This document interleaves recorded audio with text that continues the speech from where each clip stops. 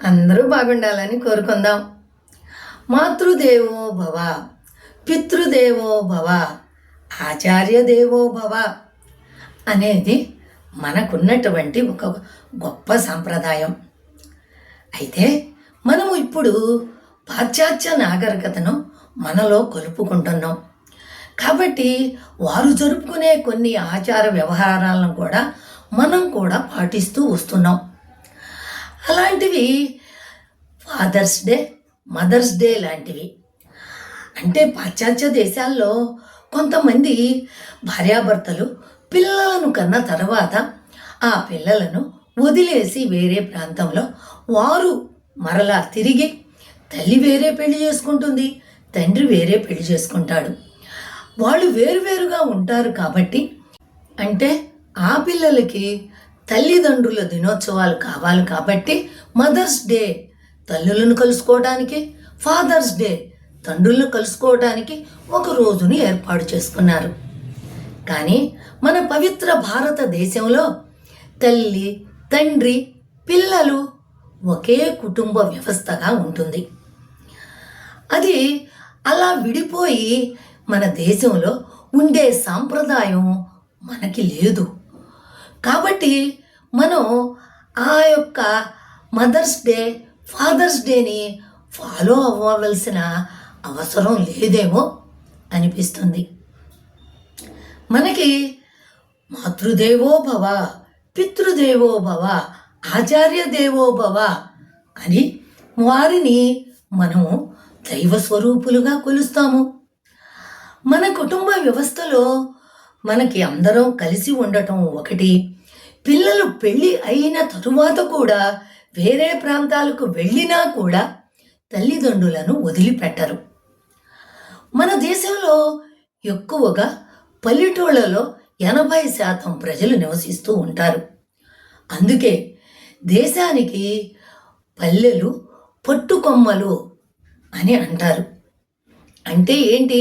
మన గ్రామీణ వాతావరణం, గ్రామీణ వ్యవస్థ మనలో ఎక్కువగా ఉంటుంది.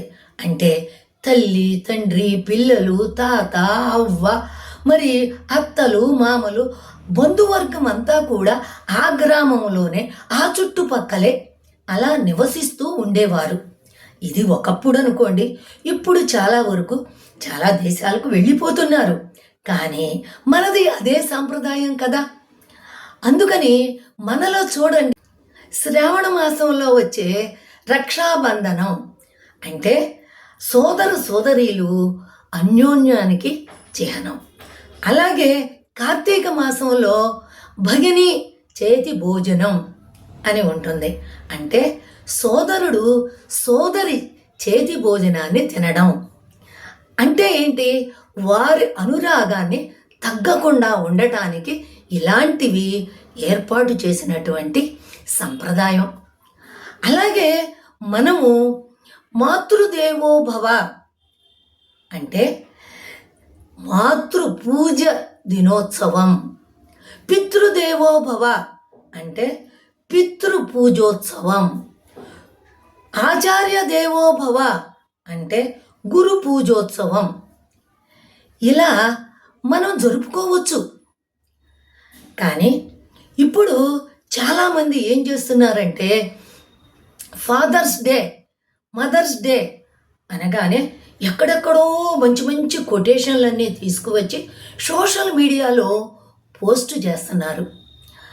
వాళ్ళు ఎక్కడెక్కడో ఉంటారు, కానీ తల్లిదండ్రుల దగ్గర ఉండరు. కానీ పోస్టులు మాత్రమే చూడడం జరుగుతుంది. అదే మనకి మన భారతదేశంలో ఎలా ఉంటుంది అంటే మాతృ, పితృ, ఆచార్య అంటే తల్లి, తండ్రి, గురువు మనకు దగ్గరలోనే ఉంటారు. కాబట్టి వారి పాదాలకు నమస్కారం చేసి వారి ఆశీస్సులను తీసుకోవడం మనకి పితృదినోత్సవం, పితృ పూజోత్సవం, మాతృ పూజోత్సవం, గురు పూజోత్సవం అలా జరుపుకుందాం.